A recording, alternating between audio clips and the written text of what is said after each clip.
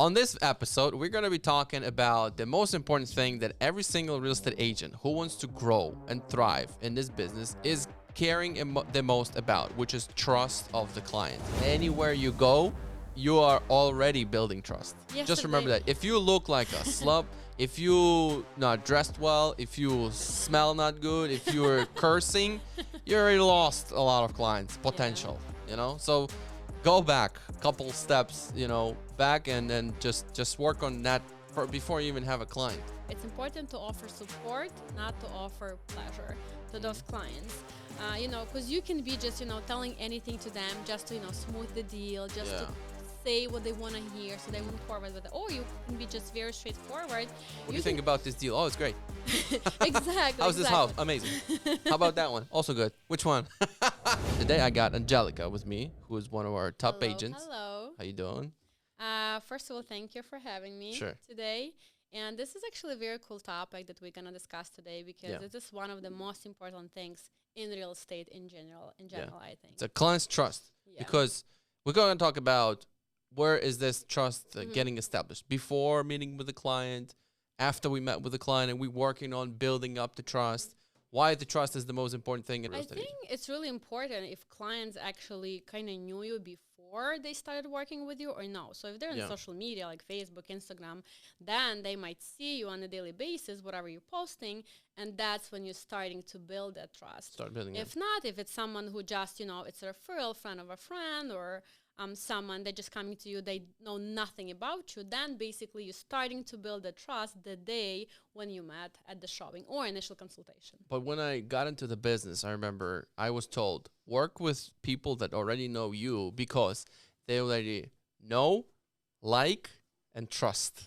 And the last word always been, they know you, they like you, they trust you. But that's ideal situation. Not everyone knows people. For example, we have some agents that basically came to this country 2 years ago and they don't know that many people. So they need to start working with people that are not in their sphere of influence. For me, it was different because I started with my family and friends. I think same maybe with you. But for some people, it's not like that. So it's important where you're starting. So some people move from a different state. True. That's another and thing. And they need to start... You got nothing. You have Nobody no knows you. Nobody likes you. Nobody trusts you yet. But that's something that you can start from somewhere and build the foundation from there, and then use different lead sources, lead generation tactics, how to start building up some clientele. But the trust is important because having a trust is the thing that it's our value, because clients buy and sell based on their relationships with you. For sure. And I think for me personally, that's actually the main thing how I earn all the business, because I think I'm a little different from some of the agents in our office. Unfortunately, I want to say I don't do many of the cold calls or door knocking. So most of my clients are referrals. And the way I'm getting them is because of the trust, because I built that with a client that then referred some of the family, friends, people they know, those people to me. And that's what I have. I would say like 90% of my clients are basically referrals. So what do you think? I had to build that trust to get them. Right. What do you think is the most important thing, like for people to start trusting you? So definitely, to me personally, that's because of the referrals. That's the way how I acted and work with that initial client who after give me other referrals. You're gonna be definitely 100% honest. You're gonna be authentic. I think that's the one. I actually have some notes. I think we word. should go through. I have some main points that I use to build that trust with my clients. I think we can actually start with first. So you're gonna listen to your clients' goals, what they want and what they need. This is very important because you might think you know better because you're professional, but no, you're going to listen to them and see the situation. Because even I have some clients, they started looking at like condos and then we ended up buying like a single family house, like 4-bedroom, 3-bath. So, and that might change in the process, but just be patient, listen to them, listen to their goals, all these little things that you will hear from the conversation, kids or schools are important. Do they have pets if HOA allows pets? So they basically tell you pieces of the information, and then you know what to do with that information. If they have a dog, let's say, that you're only looking at the complexes that are pets allowed. They might not even know that such a thing exists. Well, some of them do allow pets, some don't. But for you, you're taking that piece of information and that you use it as a professional to then look for proper properties for them. I think the word you said, honest, being honest, Yeah. is like it's a crucial word. Being honest and being authentic, for sure. Because, we all might think that, we won't make money on this, right? Yeah. But I don't think you will ever succeed if money is that main goal for you. You're gonna build that relationships with people. And again, I'm back to my referrals. I need to build this trust and honesty with them so then they refer other people to me. And being honest means, you might want to, look at 3 properties and buy something for them. But, it might take you a year to look for different options before they will be comfortable moving forward and purchasing something. So, and another thing, being honest, as, you have all the information about the property that you want to share with them. They might like some condos so much, but you see right away, but, the association is a really bad situation. And most likely there's going to be special in a year or two, which could be 5,000-10,000 a condo. Can they afford that? Do you want to be honest with them to tell them the information? And then they have a chance to make a decision if they still want to move forward with that. Basically saving them time and money. Or you're like, oh, no, they really like it. We're going to close. I'm going to make my commission and I'm out of the... short-sighted. You're very short-term goal. Yeah, I want to make my goal, my commission. I don't care about them. Let me make my check. But trust me, they will come back to you. And it's so funny because doesn't matter if it's something like attorney or inspector or anyone else from the team, that most likely they're going to go back to their agent. Yeah. Because you are kind of the main person they work with. Yeah. Yes, there are other parties in a transaction, but you are that main person that's connecting everyone. Sure. And you will be responsible for anything and everything that happens in the process. Yeah, that's big, not being short focused, not on the short goals, not on the check, but sometimes you even tell the client, this is not the right deal. Yeah. Here's the things. This is what I've noticed. This is what I think. I know you maybe don't want to hear it. I know you like this property so much, but here's what I think. And it's like, you willing to put your commission on the line and tell me this? And the clients understand this. They're looking at this conversation like, you're really like not caring about your commission as much. Yeah. You care about me. And bad thing and the good thing about me at the same time, I have a father who's in construction, so I know a lot of things. I see a lot of things in the house that maybe other people don't, and I will mention that. So, if I see that AC is original, I'm gonna say, hey, that AC is original. You're gonna put aside, $2,000 to $3,000 to then replace it in next few years. I'm not saying tomorrow, but just be ready, because if you're buying this and you're gonna end up with like no money left, just think about it, because it might happen tomorrow, in a year, in a 5, but just have that budget for it. And they appreciate that, like, oh, like, okay, you're knowledgeable, this and that. It's for you, it's not just to sell, but you're pointing at those things. And it's a lot of other stuff that I see, and it doesn't matter, apartment or house, that I will actually point at that like, just make sure this and this will need to be eventually replaced, probably sooner than later, because this is original. This is a 20-year-old or 30-year-old, whatever, townhouse, and that is original. So, and usually the lifetime is about 20 to 30 years. The short goals, the agent who is only focused on transaction and trying to hide things and just to close the transaction. Yeah. Here's the trap they're falling into. First of all, okay, they might end up finally closing that deal, and the client might not find that. Let's say the old air conditioning. Yeah. First of all, they might find out that from an inspector, which is, okay, you didn't know, maybe you didn't know how to look for it, but maybe let's talk about something else that you noticed. But let's say they found that throughout the attorney process or something came up, and if they know that you knew, okay, now the trust is gone. Let's say they closed on it and they found that out after they bought, no referrals. The trust is gone. I hear the phrase so often, oh, but our agent didn't tell us. Mm. That's a phrase I actually like hear from some people that they were buying before with other agents. Sometimes Like, agent oh, doesn't know things. agent didn't tell us. Well, sometimes they don't, but very often they do. Mm-hmm. So Depends on what they meant, you know.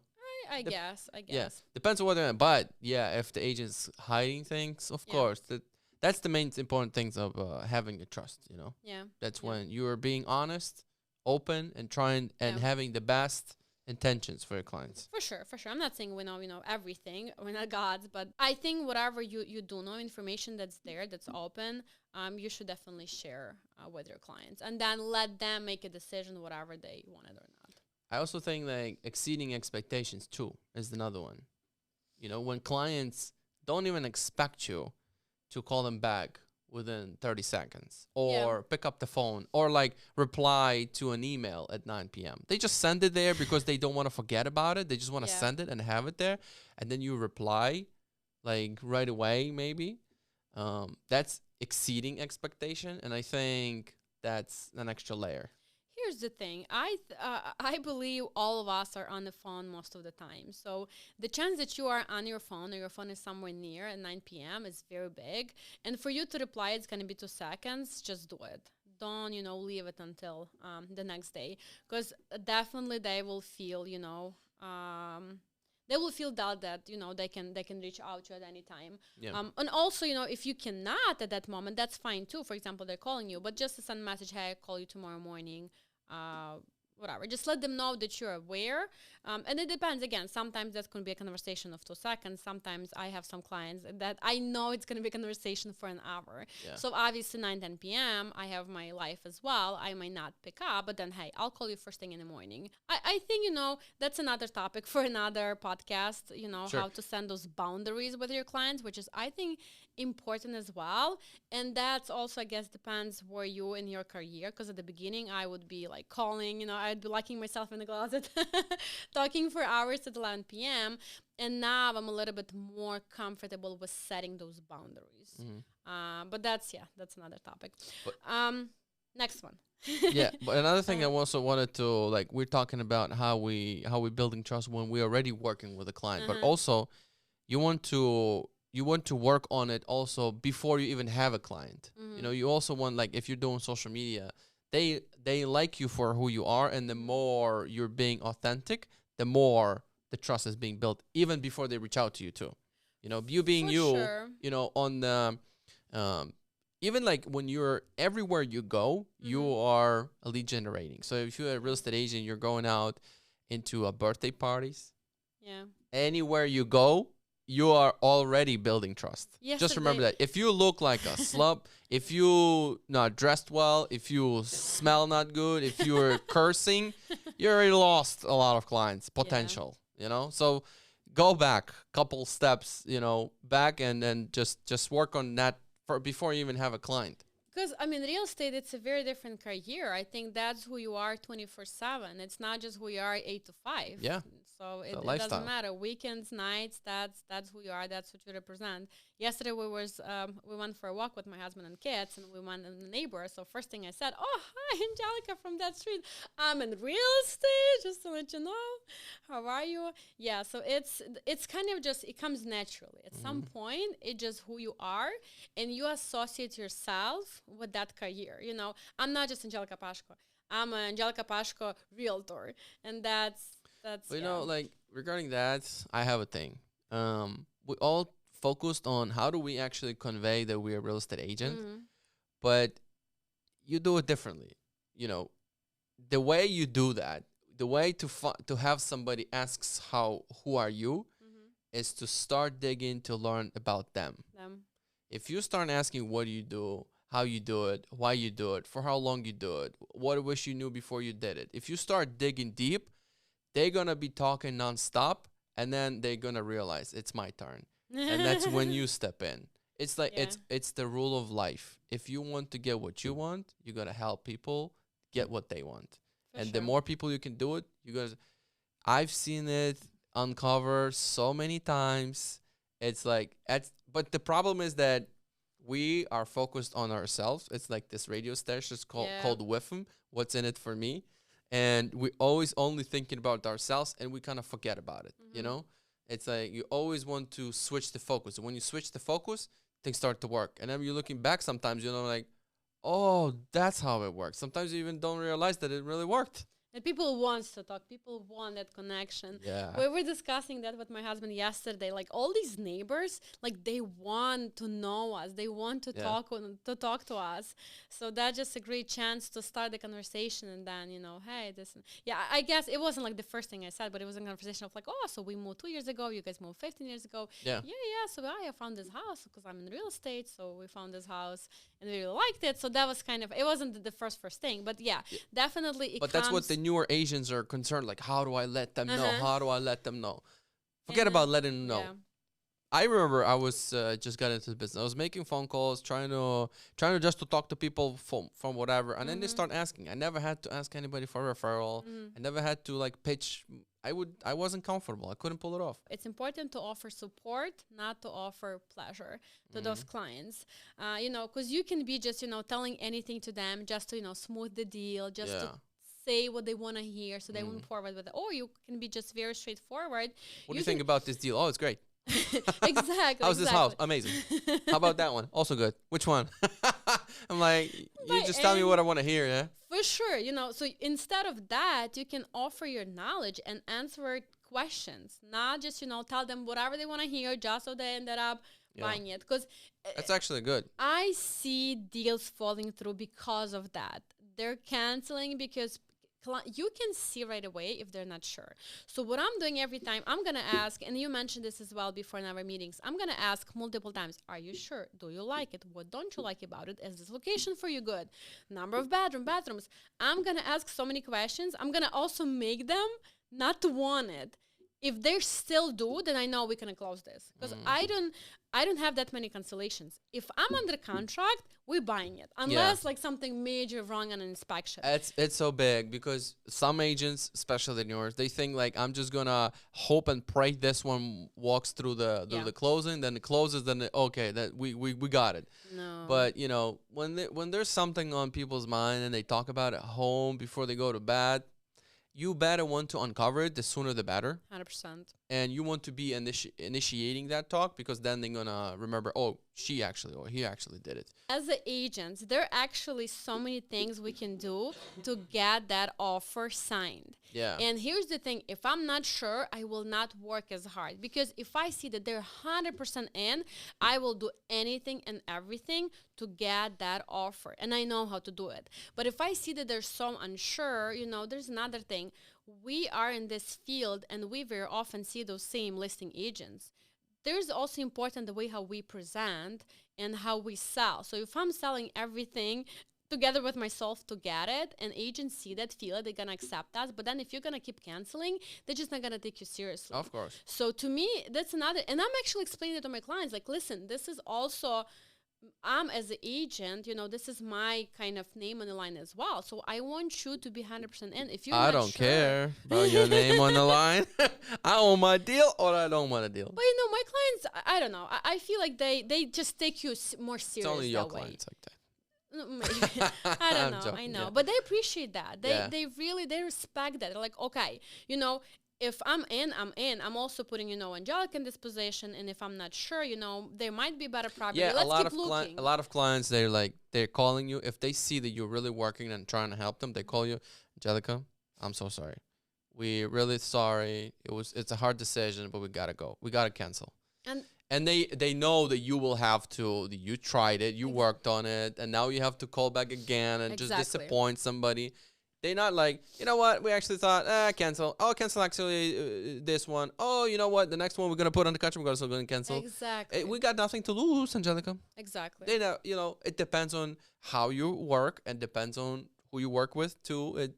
All these things are, important. But if you're building it the way it's supposed to be, if you're working for the client, explaining how the process works and trying to care and do care and then build trust, they are respectful. And 100%. things work smooth. And you work on that from from day one. You explain all those things from day one. When I have an initial consultation with the clients, that was what I'm explaining to them. Everything, how it's gonna go. And again, something I'm always say something might happen. I mean, something major might be wrong in the inspection, and that's a reason to cancel. That's okay, but you can't just keep changing your mind. So yeah, you're gonna just talk to them. You're gonna again, we're back to that honestly. If you're honest with them, they're gonna be honest with you as well in reward. Yeah. So, and here another one I have here, that's where you also demonstrate your value as an expert. So when you actually present that you know what you're doing, you know what you're talking about, you have a knowledge in this market and this area, and you can actually help them or answer all the questions. That's how you're building that trust, because you're an expert in that field. You've been doing this for some time, you have knowledge, you have experience, and I trust you, what you're saying.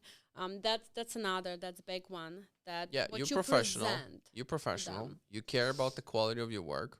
You got reviews, Yeah. which is something that, it's, asking past clients for reviews is, I was uncomfortable in the beginning, Mm-hmm. but I then comfortable, and so we're getting reviews like nonstop now. But it's something that is out there on a third party websites, but it's helping build For sure. trust. When they see that there's 200 good reviews, it builds up the trust. Yeah. It shows that, okay, if you start posting about yourself a lot, that shows the trust too, because you're not afraid of showing up every single day. You're not selling the client and you disappearing. Like, I remember this. Brian Buffini once said he went on some kind of courses, and then he met some agents, and one of the agents said, "So what do you do when you meet a past client of yours? How do you move the conversation? Where do you Mm-hmm. hide?" And Brian Buffini is like, "I don't know how you work, but I'm happy when I meet my past clients." And so that agent was like, "So how do you do? What do you do when you meet the?" So the way they worked was, Mm-hmm. close and disappear. Close and disappear. So there's, I mean, obviously the wrong way to do the business, but Yeah. maybe before that's how a lot of agents were, and that's why the industry has some little bit of a stigma. But I think Yeah. now it's like it's everybody understands how to work. It's build trust and work on caring and It reminded me, I was looking at some video online. I was reading comments, and there was like, oh, so it's like some girl did some nice present for the closing for the clients. Mhm. And then you have comments, people saying, oh my God, my agent didn't even show up to the closing. Oh, my didn't even give me the key. I had to go and pick it up from the lockbox. So, like, I guess that's the thing. A some, lot yeah. of agents, then they don't that stay in touch and have those But relationships. one thing is that when I look for contractor, Uh-huh. let's say I get a couple of referrals. But if I find nothing on the internet about the person, Same I with me. I don't know. Like, you good, you're not good, no idea. But if I find somebody who's posting every day about their Yeah, plumbing work, their laminate, how for they sure. put, I'm coming, because I know where to find you. If you mess it up, you're probably gonna give me some kind of a warranty, probably Mm-hmm. because you care about the comments under your posts. So, I mean, the fact you're posting you out there, it tells me a lot. For sure. So there's this one company, Sequoia Flooring. So those guys are online and they post like regularly every single day. I don't even think about anyone else when I think about the floors, just those guys. I For know sure. they did floors for you, for me, for my clients, because they're there every single day. They put time and effort into being present. And I Do you mean, to know me, about this office? When we were designing, uh-huh, I got 2 or 3 referrals. I looked them up. One had bunch of content, bunch of clients, bunch of mm-hmm, things that projects, and the other, I don't know, not so much. So I mm-hmm, hired the one that has a lot of yeah, content, and I'm proud of it. It's what triggers me, and that's how I thought when I get into the business. How does the client find mm-hmm, who's better, who to trust, who is full time, who's part time, who knows their stuff, and who is maybe part time? How do they figure it out? They have no base, no book, no knowledge. So they're just gonna see who posts the most, and probably yeah. that's the one. And that's just an amazing, incredible tool to even educate them, because there's so many topics you can open on your, video, social media to educate them. And they feel, they found some piece of new information. They're like, oh my God, I know that from Angelica. So she's knowledgeable. She knows what she's talking about. I'm going to hire her to find us a home because, she has all those educational videos. For sure, it works 100%. And then people even like mention that, oh, I didn't know that there's such a thing I can do, HELOC in my house. And I just saw a video from you. Like, thank you for that video. And I'm like, you're welcome. Ongoing service after the sale, even though you don't make money after the sale, but ongoing service, because we know that the one relationship equals 10 to 20 deals in a lifetime. It's all the repeat business, all the referrals, all the family business, and everything like that, And then the investments, and then I need to sell, and I need to buy something else in a different, I think like last of my 10 deals would be like 8 of them would be referrals. There's someone, they came to me from someone that I already helped. Because most of my clients, they know they can call me, text me anytime after the deal, and I will help them. They need a referral for some contractor, like you said, they gonna call me. They have some letters coming that's probably a question to the attorney, but they're gonna send that letter to me, take a picture, because when they think about their home, the first person that comes to mind is me. So any questions they have, they're gonna call me. And very often this is something that I will refer them to someone else. But the fact that they have my number as a number one dial when they have a question, like regarding real estate in general, that's great. That's what you wanna have. And so basically, that's why trust is one of the most important parts of the whole real estate career. So if you are in this career, make sure that you're building those relationships with your client, and that's how you're gonna build your business.